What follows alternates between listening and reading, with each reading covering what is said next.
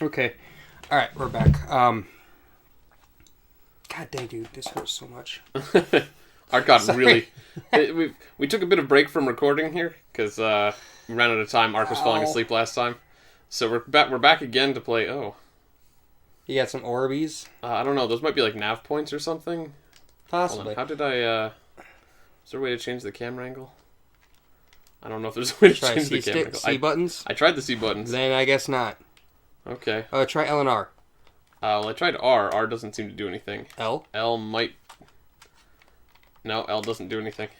Dude, Look there at was D-pad. there No? was something. Alright, I guess I just have to live with it. There was something Alright, just really quick. Art got sunburned. That was God, I got burnt bad. that was the end of my story there. Fell asleep Go in the ahead. backyard, Yep. and it was like 80 degrees yesterday, I guess I'll which is hot for around here. glowy things.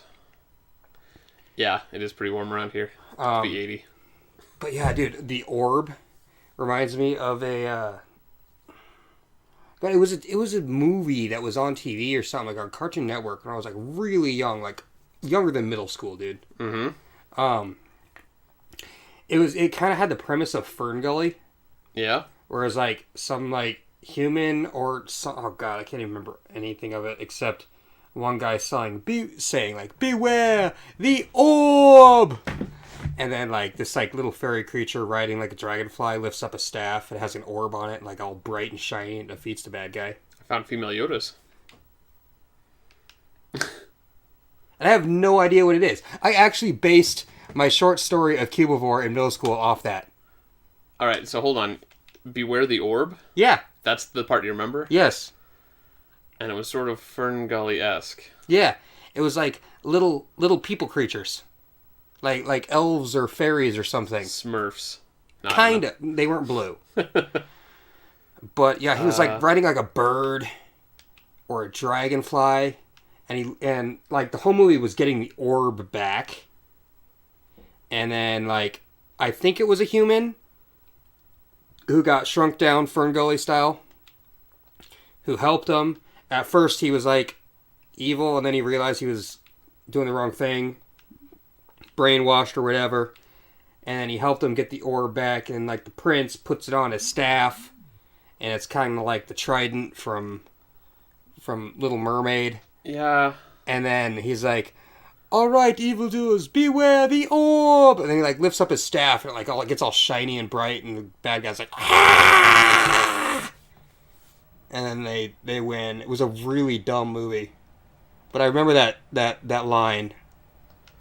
And like I said, I based a couple short stories off of it in middle school. Huh. Remember we would have that writing class? Oh, yeah. No, we had plenty of writing classes. No, they'd show you the one thing on a fucking overhead. You remember overheads? Overhead projectors. Oh, yeah, overhead projectors, sure. Yeah, they'd give you like one picture, and they're like, "All right, you got like one period to write a story, and you need like a rough draft, then you need a like a semi draft, and then the final draft." I think I think you usually just went rough and then final. Well, I never did anything except rough because I couldn't stop. Like I would have like 4 pages, Uh-huh. and then I would always get like a D because like, well, you didn't have a final draft. I'm like, well, I couldn't stop. It's probably more of a thing that, like, the story needed, like, correction, like spelling and grammar mistake kind of thing. I know, but like I would write a rough draft like a rough draft. I would have shit tons of grammar mistakes and spelling. We're gonna have like paragraph long sentences, dude. But like, yeah, I mean, I always thought they always said your stories are good, but like you need to find a stopping point. Like, but I could do so much more. I have so much ideas. Like I had one based off of like Jurassic Park, and I don't know if you ever had the same pictures, but there was like one with it was like a silhouetted family and like a little girl holding a red balloon. Uh-oh. No, it's fine. It's just Does that combat. sound familiar at all? Um, It's like an African American family, a brother, a sister, and like a little girl holding a red balloon and a mom. Like no facial features at all. And I basically turned that into like Jurassic Park. I don't know. I'm trying to play the game and also listen to you, but I just got through like a really big conversation. Conversations don't matter. Aileron's skull. Why didn't Aileron attack? Oh, looks like your movements is very, very limited. Yeah, I guess when you're in melee combat, it's a little difficult to get out of it. Lay on hands. And perform. Can I play music? Begins at... No, apparently not. Z ends my turn, so that's not the right button. Oh, you dodged it. That's good. This is what happens if we haven't played for... Oh, I had to press A twice. Press A to initiate an attack and A to accept a target. That was my problem. And then my other short story was the one off of Cubivore. And you might remember that one. Not really. We didn't actually have a heck of a lot of classes together. It was the only class we did have together. Mr. Bear. Okay. You had us watch Minority Report in class. Oh, right. Yeah, I remember. And then we had that other writing exercise where it's like you were writing. Oh, right. I remember. Yeah, I remember writing a story in Mr. Bear's class too. I made it about some frog or something with a magical backpack. Oh, no, I wrote mine about Cubivore. Off of the very little that I had from like Nintendo Power. And I made up like this whole like backstory of it. Are you ever gonna? No, I think I still had it. And I was gonna say, are you ever gonna practice Cubivore so we can get back into it? I don't. All right, there's a cost. Like I wanted to show it off, but I mean, what you saw is basically the entire game. Yeah, and it was also pretty hard looking. I was kind of hoping we could finish it on the show, but God, I haven't even finished it, dude. Yeah. But yeah, I remember we had another writing exercise in his class. Where are you gonna bleep his name out? What, the teacher? Yeah. No, there's probably plenty of Mr. Bears. Yeah, that's true. And it's not like we said anything bad about him. No, dude, he was actually like one of the most. He was pretty cool. He was kind of a dick to me, but like looking back, I'm like, he was probably the most prolific teacher that I had. Yeah, Mr. Bear was kind of stern because he was like a military man. Yeah. But like he was all right. You know, he actually he got called out to the Afghan war. No, I didn't hear that. He was in the reserves. And so he was recruited and called out to the Afghanistan war. So after we got out of middle school, he got he got drafted basically. I see. And then he went to camp. Hope he's all right then. He came back, and he's now a teacher at the high school. Okay. And my brother had him. Oh, neat. And I actually went there when I went to pick him up one day, and he seemed so much more mellow. like he was in training, and he was like a hard ass, and then he went to war and came back. And he's like, yeah, whatever. He's like all mellow. He's like, yeah, I remember you. And I was like, oh, that was. And one of the most meaningful posters was in his class. Yeah. Like whenever you'd look at the clock, he'd have that picture right above it that says, "Time will pass, will you?" You remember that one? No, not really. And that always like spoke to me because I was like very ADHD and all over the place. Yeah. I'd always look at that and like, ugh. You know, it's always fun because you have these posters that teachers always put all over their rooms, right? And someone will speak to you and someone will speak to me, but they usually don't have the same meaning to the same people. Yeah. You know what I mean? Yeah. 'Cause I remember one of the ones I most remember from high school was it was probably like some assignment thing, and the teacher just put them all up on the wall. Every student runs so slow. Yeah, it's also kind of a big world that's very maze-like. I'm still not sure exactly where I'm going. I'm pretty sure you're on the right track with follow the orbs. But there's like so much stuff out here. There's probably treasure and monsters and stuff. Anyway. But yeah, it'd be What's nice the poster you saw? Move on. So one of the students made their poster. Like, they were all essentially supposed to be motivational quotes or something like that, I'm guessing. Oh, like the fucking cat hanging from the tree. This is hanging there. Sort of like that. It was some sort of philosophical quote.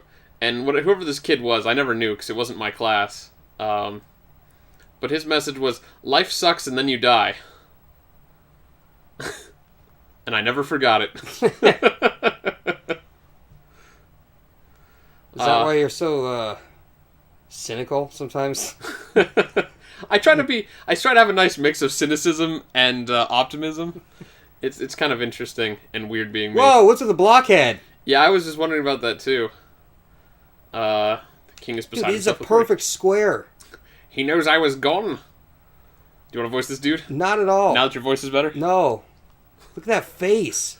Of course he knows, Squire. Looks like a blockheaded Hitler. You've been gone several days. Where have you been? I was ambushed by goblins. They poisoned me, but Oriana helped me. She couldn't cure the poison, though. Poisoned?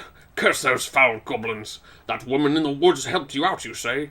I'm not so sure I trust her. How do you know she didn't make things worse? He's like, I'm up and walking around, dipshit. She didn't. Besides, I'm sure I would know if she tried anything. Except the fact that he was, like, passed out the entire time. Yes. If you say so. I'm telling you, she helped me. Yes, yes, I believe you. No, you don't. We've been scouring the woods looking for you while you've been visiting crazy old ladies. I guess she's harmless enough. In any case, the king wants you back at the castle right away. So stick to the road and don't dawdle or... Oh, I guess it is Abercan. It was pretty quick in the last cutscenes. We just called him Sir Aberon. No, Alaron is you. Oh, yeah. But this is Abercan. And, what did we call him before? Abercant? Aberon. You had the little guy who's like, I don't know, Sir Aberon. Oh, yeah. That was his only line. But his name is actually Abercan. That was the cook. Yeah, something like that. He will have our hide. Did you hear me? Yes, don't worry. Well, stop worrying once you get back to the castle in one piece. I'll run ahead and alert everyone in Guernia. I actually had to check, because we have both TVs on again. For reasons. Reasons unknown to you. And the CRT actually cut off the bottom half of that word, so I couldn't finish reading it, so I looked over at the HD TV, and I was like, oh, I can see the bottom there. But it's all blurry on the HD.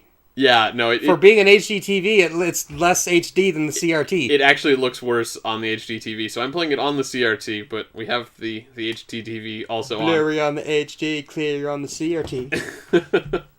Your new rap album? Yeah. CRT is better. Uh-oh, is there 3 giant rats? This may be bad for my health. It looks very 3. God, this looks so bad on the HD. I know, it looks awful on the... How does it look on the recording thing? Since we have a little mini monitor? It kind of looks like the CRT. Okay, good. It looks like a little bit of between. Like it has the color of the HD. Okay. But like the graphics... The colors look nicer on the HD TV, but the graphics well, not it's so much. It's a little bit blurred though. See, a little bit. Just it's like right in the middle. Yeah. Of both of them. Alrond and Skull. Yes, because I'm all dark and edgy. So I'm trying to lure these guys in so I can get the first swing. I know. It's probably not going to help. But yeah, because there's a lot of them. God, I don't think I finished crap. 4 of my stories. I think we sort of got through several stories. Oh, that guy didn't get to attack. Cool. Oh, you're short. You the other one that I was talking about with him. He had us do write for 5 minutes, and then we had to pass it around the class telephone. Oh yeah, those are always fun. And then you started writing one, and it had to do with a rune stone of some sort. Oh yeah. And I got it, and the person before me, which is the only part that I really read. Because you're supposed to read the person before you and continue. Yeah, the story. but you don't read the person 2 people in front of you. Yes. And his handwriting was so bad, I thought it said reek stone. Right, I remember that. And then I'm like, so some guy gets a reek stone. What does that mean? All right, I'm just gonna have some guy just jump out of the bar and says, "Be free," and then he just farts uncontrollably. And then you came up to me after the class. You're like, "What the hell, dude?" Totally ruined my dramatic story. And I'm like, look, it looks like he wrote reek, because actually after I saw the whole thing, I saw you wrote runestone, and then you're like, okay, but still. Yeah, not this very dramatic story. It's like it starts like Lord of the Rings, then you misinterpret one word, and suddenly it becomes a story about farting. Like telephone Pictionary. So let's all whip old people in jail. Yep. That was fun, though. It'd be fun to do stuff like that on Operation Pixel, too, if we could get away with it. Oh, yeah, take a snapshot of our picture each turn. Of course, one person would have to do it so they'd see it but not give it away. Something like that. I don't know. I don't know how we do stuff like that, but I think it'd be fun to go through some board games and stuff like that too. I'd like to try that other one, Betrayal at House on the Hill. Yeah, that'd be a fun one. It might be a lot easier to set up than D&D. Sure. Which is what we've been doing. Yeah. we have been debating for a long time now. Oh, I think the rat ran away because I killed both his friends. A year and a half. Yeah, well, it's been even longer than that. Before everybody started streaming D&D, we were back in our podcast days. You know what? Let's just talk about this next time. Huh? Okay. Because it looks like we're about out of time for this episode. Yeah, just about. Actually, we went a little over. Okay, cool. All right. Till next time, everybody. Bye.